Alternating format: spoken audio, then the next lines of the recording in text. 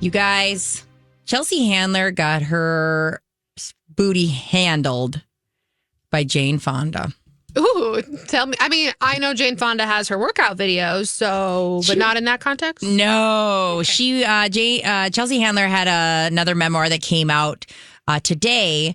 And one of the stories was an interaction she had with Jane Fonda. So she had gone to a party she'd gone to Jane Fonda's house for a party. And the next day she got an email from Jane Fonda that said, "Hi, Chelsea. It's Jane. I was wondering if you could come over to my house for dinner. I'd like to talk to you about a couple things." Oh my God. I'd be like, the teacher's so mad at me. If anybody sent me that email, especially Jane Fonda, I would be like, didn't get it. I'm so sorry. I didn't see your email. I would be at her house that minute going, if you're mad at me, be mad at me now. I can't wait till dinner or whatever date. Avoid. I would go, yell at me now. So what had happened was Jane Fonda sat her down and said, "You behaved badly at my party. From the moment you came in, you had a black cloud hanging over your head. You insulted people, and it brought the whole party down. I don't know what drugs you were on, but a few people told me you were horrible to them." I don't know what drugs you were on. Yeah. It was like one of those moments where literally your whole, like, how bad was it kind of feeling. Chelsea said that this was definitely not the woman I had dream of becoming at that moment. She even talked about she was such an act of love for Jane to go out of her way. Because how many times have we experienced somebody behaving badly, but we're not that invested in the person. So we just go, I'm not going to follow up. Not my problem. Not my problem. Let them. Well, Jane Fonda's act of love really hit Chelsea in the feels because she said she needed someone to do that. She wrote, "I needed someone to do that to me. And even in that moment of shame, I knew she would have never speak to me about my behavior, that she would never have to speak to me about my behavior again because that's what that kind of honesty deserves. Action." Wow. Okay, I have multiple follow-up questions. Yes. One, how does one write more than 2 memoirs? Haven't you already had one? Like, have you had 2 lives? She's had, I don't even know how many books she's written. She's written quite a few books. I mean, are they all considered memoirs, though? I don't know. I think they just are like stories from her life. And then, of course, she has like a comedic twist on it. I don't know how many books she's written. Quite a few. I mean, go girl. Make that money, honey. Write them books. Yeah. But I'm like, last time I checked, a memoir usually is this the one. No, she's unless you're sharing, then you get 2. She's had a couple. Jane's advice then was go find out what your problem is because your gifts are plentiful. And sometimes people with the most gifts have the easiest time throwing them in the trash. Don't be a product of your environment, Chelsea. Make your environment be a product of you. Dang. Will you say that line one more time? It's so good. It feels good. Okay, ready? Should we go? We talk about the gifts are plentiful and sometimes they're the easiest to throw them away. Mm-hmm. Don't be a product of your environment, Chelsea. Make your environment be a product of you. Don't be a product of your environment. Make your environment a product of you. How good is that? Dang, Sensei. I know. Maybe she needs more memoirs. Oh, if she's gonna maybe Jane Fonda needs more. I know. She probably has one. Wow. Yeah, I think it's a really relatable thing when there's something going on in your life in this like where you're not dealing with it or you're using sometimes drugs, alcohol. Sometimes you just bring a bad attitude because you're not dealing with something and you just bring it into the party. I mean, or bring it into the situation. Oh, we've all done that. Totally. Where someone's like, "What's your problem?" You're like, "Nothing. I'm fine. What's your problem?" Yeah, totally. Like, oh my God. Why? Sorry. Why? Sorry, Betsy. What? I just think that's pretty magical. And like I said, it's not a given that somebody will call you out on it. And I think you do have to stop. Like, luckily, Chelsea took this as not like she could have just laughed it off and been like, Jane Fonda reprimanded me, blah, blah, blah. Mm-hmm. But to really go, hey, actually, this is the way harder path that Jane Fonda took instead of we could have just laughed. Chelsea Handler was awful at my party and we were laughing about it. And have no one told her. Yeah, and written up in page 6, somebody's a friend of a friend, insider say, literally to do the act. It is an act of love. If somebody pulls me aside and says, Brittany, like, you're acting out and like, this is not you. Mm-hmm. What's going on? Or like, you need to do something, fix your face. And how many times does that happen with somebody that doesn't really know you? Not often. Not I don't often. know that's Who called? I can't think of it like one off the top of my head where someone has called me out that doesn't really know me and in a private way to be like, listen, I'm trying to help you. Who calls you guys out? Who's your caller outer? I had a boss once who did it. I love her. Her name's Nikki White. And I used to think I'll get a tattoo that says, what would Nikki White do on my forearm? I had been late to a couple of appearances at a job that I'd had. And I got called in the office and I knew I was in trouble. I brought her favorite drink, her favorite coffee. And she goes, I'm good, thanks. And I was like, we're going. I was like 23, very grateful to be there. And I should have known better type of a thing. Like nothing is like you're taking this for granted. And she handed it to me like, listen, I can replace you in a hot minute. You are this close, girl, to losing your job and losing everything you've worked for. You are smarter than this. Get your head out of your butt or wherever it is. At the time, I had just started dating Jordan, my now husband. So my head was definitely not in the game. I was like in love and like, oh. But she called me out. I called my mom crying and she goes, don't cry at me, honey. You're an idiot if you screw this up. And that was like all right. So you had two people kind of go check you because even your mom could have been, oh, poor you, all right. Because your mom is such like rallies behind you often. 100%. So your mom literally going, no, doll, this is not a pity party about Kendall. This is a... I mean, my mom and dad have been they've raised us well in the sense of like, we will support you and we will also tell you like, no, queen. Yeah. Get off your high horse. Yeah, mine is my sister. You've met my sister, Lindsay. My sister, Lindsay, will call me out so quick. If I come in, well, first off, I rarely ever have a bad attitude when I'm at her house because my nephews are there. But like, if I call with some BS, she's like, yeah, I don't really see it that way. And I'm always like, And then my friend Michelle, too, she'll always go, you really thought that was a good idea? But like, those are the two that I go, I call them not for a yes man. I know who my yes men are, and there's not those two. Mike, who calls you out? I would say my dad's pretty good at it. He's very good at seeing outside of every box and like next to that box is box. So if I'm all of a sudden complaining about something or just in a situation where I'm like, this doesn't make a lot of sense, he'll always give you a different perspective to look at it, and usually does a good job of keep me in check that way. Right. It's funny when you know the people who are, and then you seek them out or don't seek them out for a couple days, because sometimes I'll sit in my pity party and I'll be like, Mom. My mom definitely is always on my side. I know I am that person with several friends and my siblings. I'm the last one that you come to because you don't want to hear it. Yeah. And I do it to myself. I know you do. I assumed you were that for a lot of people. I assumed you were that for your sisters for sure. And I assumed you were that because you remind me of my sister all the time. I tell you that. You remind me of Lindsay all the time, where you guys are people of action. I don't go to you guys when I want to hug.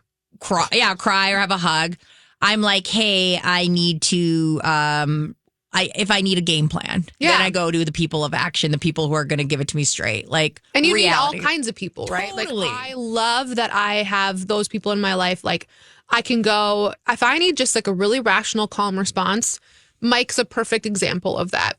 My husband Jordan's a perfect example of that. But I'm not going to get the mushy gushy or motivational speech. It's just going to be like, hey, here's what I've seen from what you just told me. Mike is there's two sides to the story guy. Yeah. And like, you need to maybe just rationalize this a little bit. I never go to Mike being like, unless I'm like literally like, let's pretend that we hate this person. He'll say, perfect, we're going to pretend we hate this person. Right. But most of the time I'll say, well, what did she say? And like, how did she feel? Why would she say that?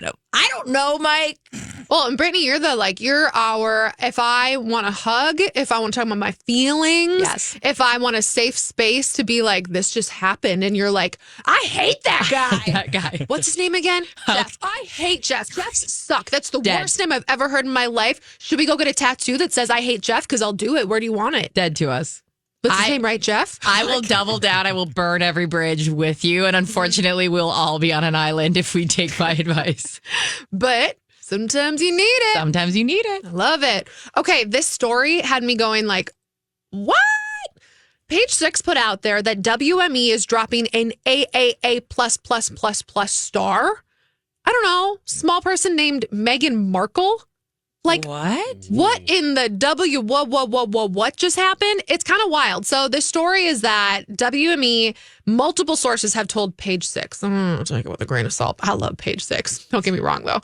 That after months of speculation, her relationship with this Hollywood agency that is the top of the top agencies is going sour. She's too demanding. She's too difficult to work with. The head honcho that ironically we've been talking a lot about of Endeavor, and he's kind of the power broker over there, Ari Emanuel, we were talking about him because of the Justin Bell Dawn like, Lively drama, that he's like, I'm done with this chick. I don't want to deal with her anymore.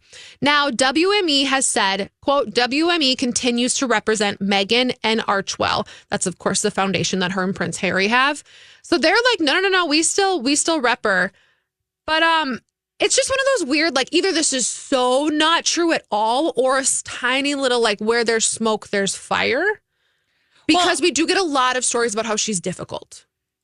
But I mean, I don't. Do we, though, or do we get it from a certain venue? That we get it from people that want it to be the narrative that she's difficult?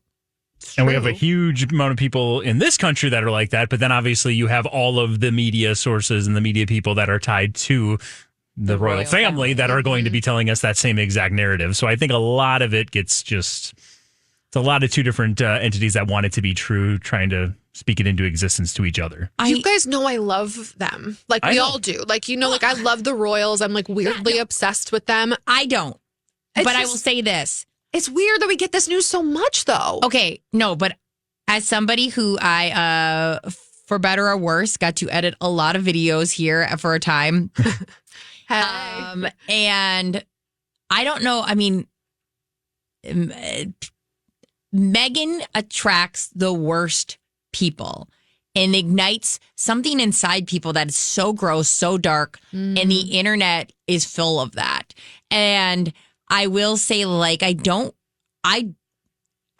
think she's like, you have to take any of this news with that in mind, because she's just a magnet. And maybe it's just like, to say it, like, there's not a great history of Black women getting a lot of love and respect from the world, and especially the royal echelons of upper British society. Totally. And there's like none. And then people also, you layer that on. She's a royal that didn't want to be a royal. How dare you? How dare you not want that privilege? Like, people don't like that. People don't. I mean, then, of course, you've got all the stuff. The royal family would love us to think she is difficult because that helps their narrative. True. So I give her a pass. And I know that's bad of me, but I feel like I've been in this industry long enough where I go, I don't think Meghan Markle is some evil woman running around. I just don't. I would really love, I want to think that. Like, and I think from what we've seen of her, and this goes back to like so many people, right? Like a tiger and its stripes. It's the old narrative of like, they can't change it. When she was a really little girl, as a 9-year-old, she wrote, because she saw a Dawn or some kind of dishwashing commercial, and it was all about how, like, the wife, your mom can stay home and wash the dishes so that you can, like, it was all about how women could scrub the dishes better with this product. And she wrote in a letter to Congress saying that she thought that this was sexist, and not all the time is it the mommies that do the dishes, and it shouldn't be that way as a child. Yeah. So I do look at her, and I look at when she had the TIG well before she met Prince Harry, when she was a very like C-list actress. She did always try to do things that uplifted women, uplifted like animal rights, different voices in the community. So I want to believe that these stories are exactly what you're saying, that they're all just a load of crap with a bunch of hateful people, because she was doing these good things before she was famous. And let's just take a beat. When people think of the internet, things about Harry. Right. They don't think negatively. No. They're a team. They're making the decisions together. They're doing a lot of this together. They chose each other. And I know, like, you can say, well, one partner is this, one partner is that. But why? Why, when we drum up the idea of Harry, we think positively, and the idea of Meghan, we go, ugh. And I'll push back a little bit on that. I think he's had a lot of negativity around him as well as of late, ever since the book and ever since everything that I think he's seeing a lot of that. He's seen some. Yeah. I'll give you some for, like, he used to be our darling or whatever. He's seen some, but nothing like Meghan. Sure, does. of course. Yeah. It is just funny. It is always the home wrecker. Yeah. The royal wrecker. Yeah. They were so happy, and now they're not. Yeah, Harry was so happy, except read his book. Yeah. Okay, there's some breaking news, Mike. There is. I wanted to bring this up because just before we got started with the show, this news dropped that, and this is something we talked about last week, but Alex Earl's podcast, Hot Mess, which of course is on the Unwell Network, Alex Cooper's Unwell Network, we discussed that there was maybe some internet rumors, some smoke. Is there really fire that there might be something going on between the two of these? Well, it has been announced just earlier, like I said, in the last half hour, that the Hot Mess podcast has been dropped by Unwell Network. Sources say that will no longer be selling ads. SiriusXM will no longer sell ads for the show. The Unwell Network has renounced all of the rights to Hot Mess and given them to Earl so that she can freely explore future options. Shut the front door. We totally talked about this on Thursday. I just pulled up their article that we talked about. Yeah. It was such a small thing. Like, people really weren't looking into it. I pulled it up because I wanted to, if you guys want to, we can talk about it a little bit. Sure, this is kind of drama. Yeah. So Alex, as Mike just said, Alex Cooper, who owns Unwell, and Alex Earl was just sort of kind of her protege. Like, Hot Mess was going to be the next thing on her podcast, and she put a ton of money and effort into promoting this woman. Well, there were a couple of spies that basically said things don't seem to be going well for her. So one, they were at the Super Bowl, the Unwell team. Alex Earl was also there, but she didn't go to any of the same red carpet appearances as the rest of the Unwell team. It'd be like Brittany not going to anything that all of the My Talk people were at while we were at the Super Bowl. It'd be like, you're there. Why are you not? Yeah, it would be very everybody. intentional. Very intentional. Then on December 4th of last year, she had her dad, who is her, he manages the careers of his daughters on the show. And he talked about how he'd been having hard discussions and that he was part of every deal, that people don't know Alex's full potential and what she needs to be doing. It was very clear that he was talking to the uppers of Alex Cooper and the Unwell people about his daughter, Alex Earl's, not getting enough, basically, from them. Then there was the whole, like, did Alex Earl take Grace O'Malley's side and Alex Cooper took Brianna Chicken Fry's side, and that whole drama and explosion. It's been uncomfortable and awkward. It looks that way, at least on the internet. So this all checks out. Yeah. We crazy people don't look crazy sometimes. No, good thing you brought it last week, and here we are. Here we are. You saw the beginning of a breakup and you said something seems off. I think when you really use that example of the idea of in the same Super Bowl, that I would be elsewhere while My Talk is all together. Yeah, it's all of us. Not just me and Mike, like every show in the My Talk network, all the behind the scenes people. That's an intentional thing then. Like that's... Yeah. Well... Oof. Okay. I'm so excited to find out. Like, I want to, Mike, please put this in blinded. Yeah, of course. So that I can hear all the juicy details we find out tomorrow. You got of course. Please. Okay. Millie Bobby Brown, Bon Jovi, our favorite MBBBBB. Our only. You're right. I don't know any other people. She was talking about the rumors that she might be playing Britney Spears in the new biopic. And if you didn't notice, she just dyed her hair this like super, super blonde. It looks just like Britney Spears' hair color blonde.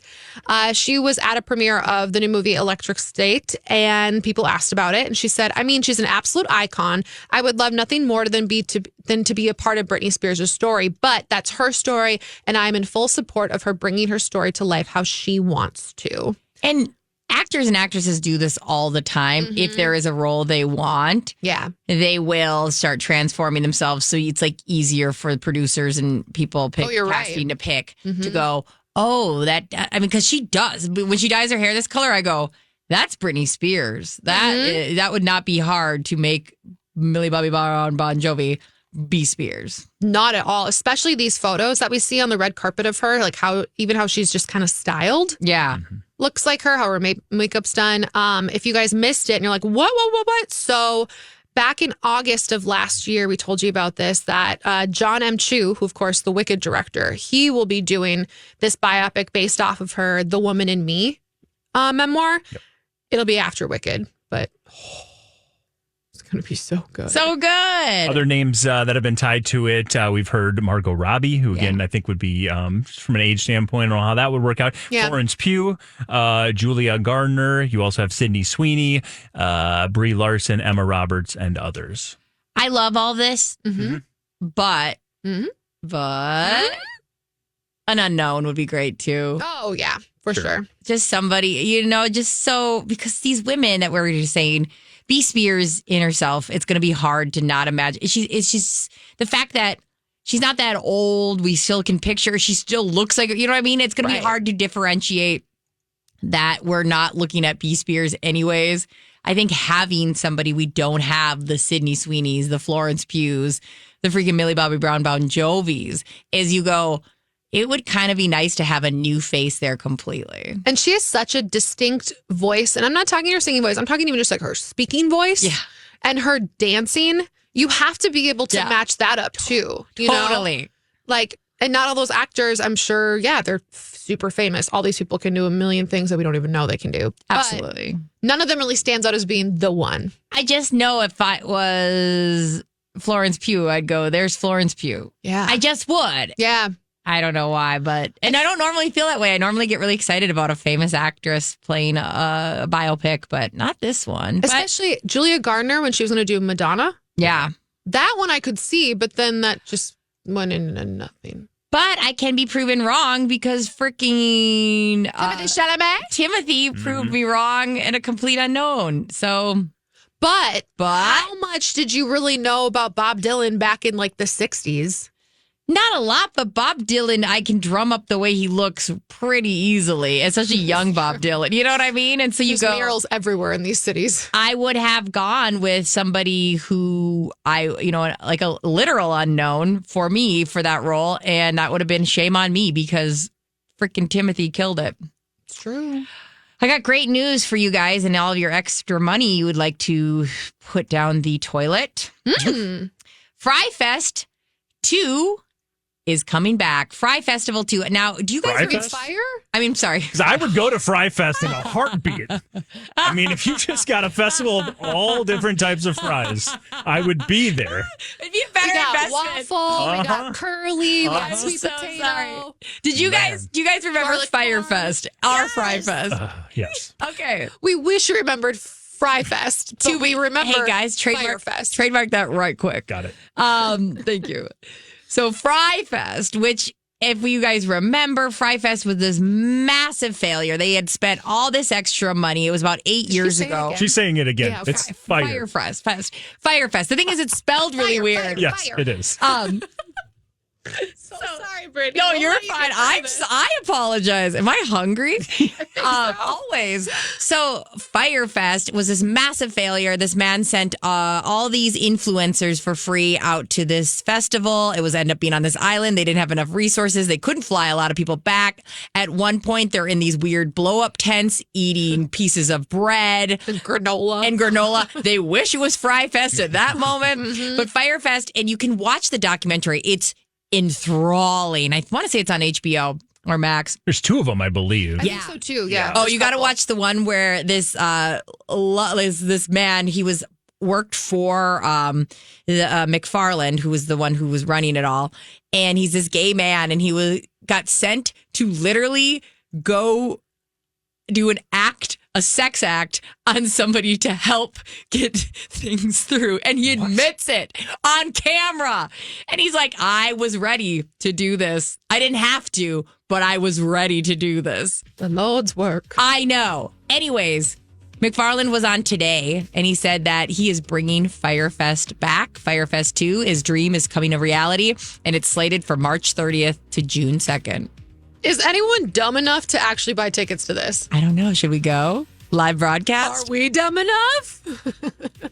Fire, which is one of the documentaries, The Greatest Party That Never Happened. That one can be found now on Netflix. The other one, Fire Fraud, is a documentary that can be found on Hulu. So I think it's the Netflix one. Go to watch the Netflix one. Tell us if you would go in the comments, please. Please.